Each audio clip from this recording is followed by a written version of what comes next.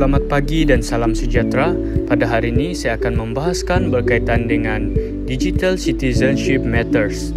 Terdapat 3 kandungan dalam video dokumentari yang saya hasilkan.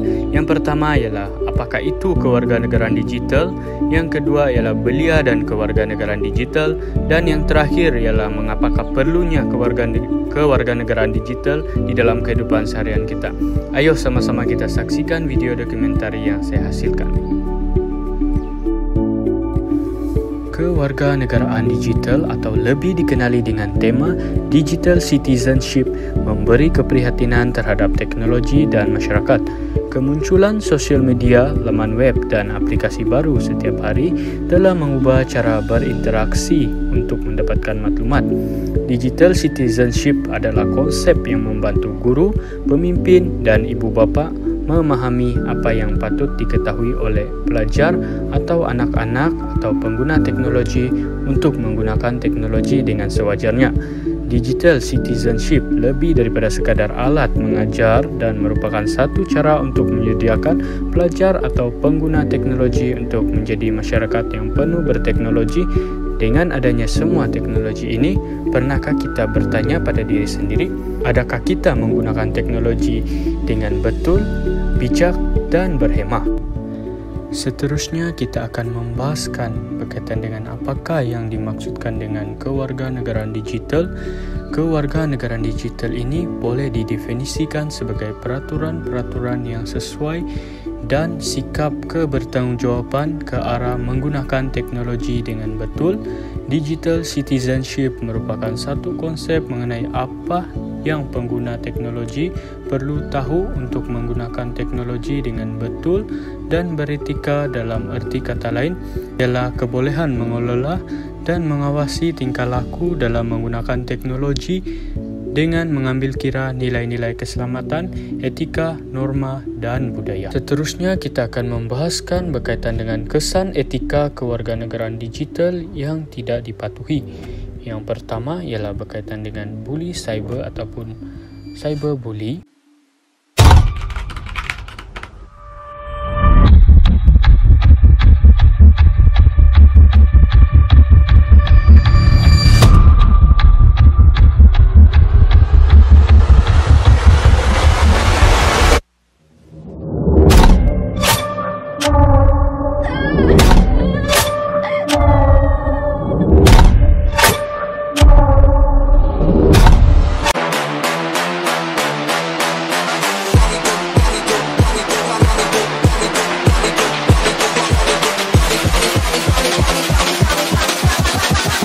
Me do my two-step.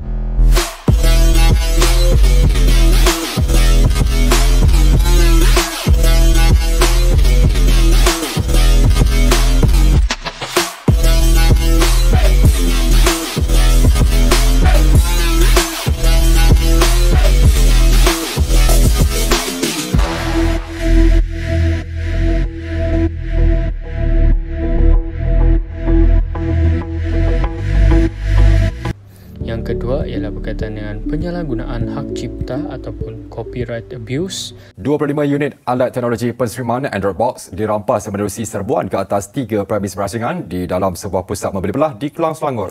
Tindakan itu yang pertama dilaksanakan Kementerian Perdagangan Dalam Negeri dan Hal Ehwal Pengguna KPDN HEP dalam membantras pelanggaran hak cipta secara dalam talian atau cetak rompak digital setelah Akta Hak Cipta Pindaan 2022 berkuat kuasa mulai 18 Mac lalu. Yang ketiga ialah berkaitan dengan fitnah cyber ataupun cyber defamation.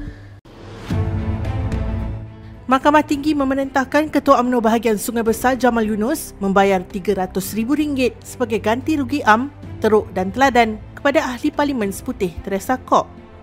Hakim Muhammad Arif Imran Arifin mengeluarkan perintah itu selepas Jamal gagal membuktikan pembelaannya. Jamal yang tidak hadir di mahkamah hari ini turut diperintahkan membayar kos RM50,000 kepada Kok. Kok memfailkan samar fitnah pada 2017 selepas Jamal menuduhnya menyeleweng dana Yayasan Warisan Anak Selangor bawah inisiatif Skim Mesra Usia Emas Kerajaan Negeri. Dan yang keempat ialah penipuan dalam talian ataupun scamming. Polis Putrajaya menerima 137 laporan kes penipuan atau skam membabitkan kerugian lebih 8.2 juta ringgit dari awal tahun hingga bulan lalu. Jumlah kerugian jenayah itu meningkat mendadak berbanding kerugian 2.5 juta ringgit dan 2 juta ringgit direkodkan sepanjang 2 tahun sebelumnya. Di Putrajaya ni saya contoh jelaslah. Untuk mana-mana Ustaz lebih kurangkan 75% ialah banyakkan pejabat awam dan daripada kes kita tu 52% ialah melibatkan pejabat awam lah berbanding dengan ini. Jadi bagi saya apa tindakan yang perlu ialah kita sama-sama beringatlah. Selanjutnya kita akan membincangkan berkaitan dengan belia dan kewarganegaraan digital. Golongan belia adalah generasi warga digital yang memainkan peranan sangat penting dalam memacu dan menjayakan usaha pendigitalan di dalam negara. Belia di negara Malaysia amatlah bertuah kerana dapat memanfaatkan aplikasi digital bagi menambah ilmu pengetahuan, berkomunikasi antara satu sama lain serta mencari peluang pekerjaan dan perniagaan. Belia seharusnya meneroka inovasi dan menjadi pencetus idea seiring dengan perkembangan teknologi terkini. Belia juga haruslah mengambil peluang melalui program e-belia untuk menyokong usahawan tempatan yang kebanyakannya adalah dalam kalangan belia sendiri. Sebagai warga digital, kita boleh mempelopori kaedah cashless payment ataupun pembayaran tanpa tunai sekaligus mendorong para peniaga lain untuk menggunakan kaedah pembayaran seperti ini. Bagi belia yang ingin menceburkan diri dalam dunia perniagaan, kerajaan telah menyediakan pelbagai peruntukan dana termasuk yang berfokus kepada mendorong peniaga-peniaga menerapkan elemen digital di dalam operasi perniagaan masing-masing. Contoh dana otomasi digital yang dikelolakan oleh Bank Negara Kesatuan Telekomunikasi Antara Bangsa-Bangsa Bersatu meletakkan Malaysia sebagai negara yang mempunyai warga digital tertinggi di dunia dengan warga digital terdiri daripada golongan muda berumur antara 15 tahun hingga 24 tahun dan menggunakan internet secara aktif. Akhir sekali, kita akan membahaskan mengenai mengapakah perlunya kewarganegaraan digital. Kepentingan pendidikan kewarganegaraan digital ini bertujuan mewujudkan satu identiti masyarakat dalam persekitaran digital dan mencapai matlamat untuk membentuk komuniti digital yang beretika. Keharmonian persekitaran teknologi digital dan pembinaan identiti serta kesedaran diri merupakan keinginan psikososial untuk kepelbagaian hubungan manusia, di mana pengalaman yang kita peroleh haruslah diintegrasikan ke dalam kewarganegaraan digital. Rangka pendidikan kewarganegaraan digital perlu meliputi pelbagai aspek aktiviti seperti pembentukan hubungan manusia dan konteks sosial berdasarkan literasi digital dan juga dalam bentuk dimensi etika.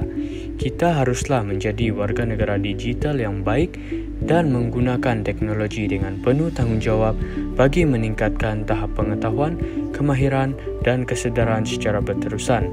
Keberkesanan menjadi warga negara digital yang proaktif dapat dicapai melalui pendidikan kewarganegaraan digital. Literasi dan practicality yang relevan diperlukan bagi memupuk keyakinan dan sikap positif penggunaan digital terhadap teknologi.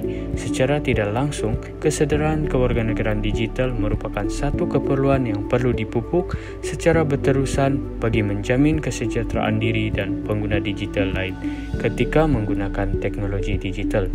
Tuntasnya, menghormati, mendidik dan melindungi diri dan yang lain dalam kewarganegaraan digital memainkan peranan dalam menggariskan batasan-batasan penggunaan teknologi secara berhemah atau bertanggungjawab. Dengan mempraktiskan amalan yang positif, ianya mampu membina satu institusi yang berintegriti dan harmoni sekaligus meningkatkan lagi kualiti penggunaan teknologi digital secara lebih baik dan berkesan. Itu saja daripada saya. Sekian dan terima kasih.